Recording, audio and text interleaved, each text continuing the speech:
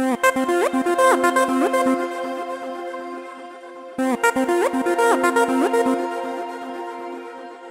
and welcome to the Geek Legion of Doom. This is a superhero movie review and I'll be having a look at the movie Justice League FLASHPOINT Paradox.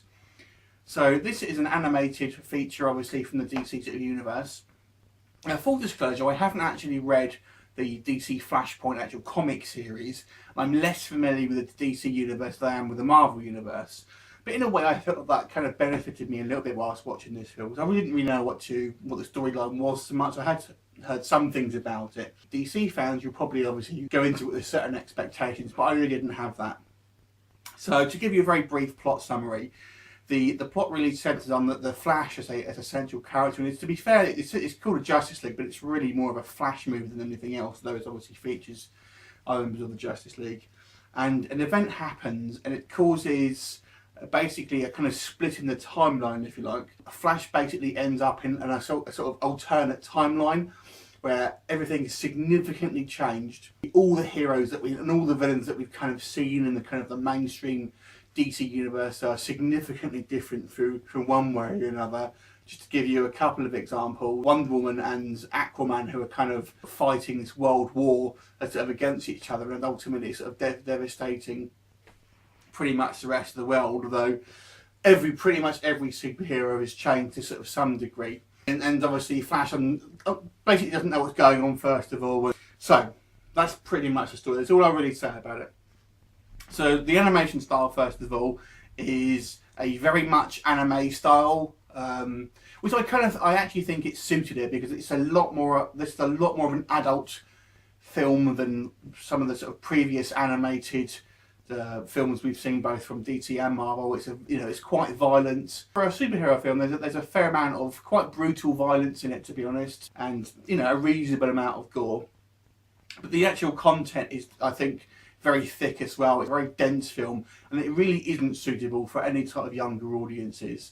And that's maybe one thing it may detract from it. If you were just to think you're going to buy like a superhero animated film for kids, forget it. This is not a kids' film in any way, shape or form, both in actual content in regards to the sort of adult stuff you'll say, and to be honest with you, I don't think kids will follow the storyline. And I'll be honest with you, sometimes I got a little bit confused with it, because it's such a lot happens.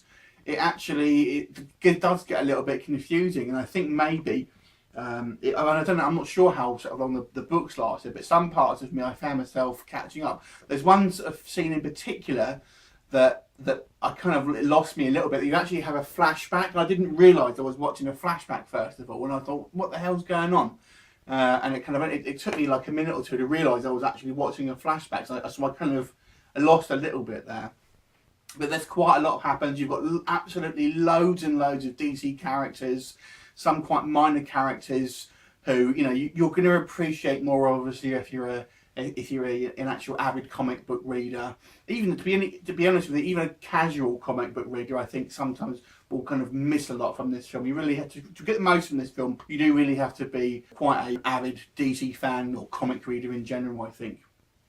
But that said, obviously, like myself, where I didn't necessarily know the story of this one, it was kind of good because I sort of didn't know what was going to happen. I kind of enjoyed it, but it's a very interesting film, and it kept me thoroughly engaged. And I got to be honest with you, I really like this film, I have to say. They've changed some of the voices and stuff like that for some of the actors, and there's kind of reasons for that, it being really a sort of an alternate timeline to sort of things like that. So, but it's a very, very complex storyline. I don't really have a lot of negative things to say about it, to be honest with you. Really, the only sort of things I can say is maybe it does get a little bit of confused sometimes. If you kind of read the comics, you know what to expect. You're obviously not going to have that problem. But I guess sometimes it kind of maybe loses you a little bit if you sort of don't know what's going on and you really have no idea about these things. So I wouldn't recommend it if you are a sort of a non-comic fan, but then you're probably not watching this video in the first place anyway. There you go. Thoroughly entertaining film. It was intelligently written, really interesting characters. I'm glad we sort of see the Flash getting a little bit more love now, even though we haven't really seen that on the sort of the live action screen at least. But it was nice to sort of see him sort of front and centre.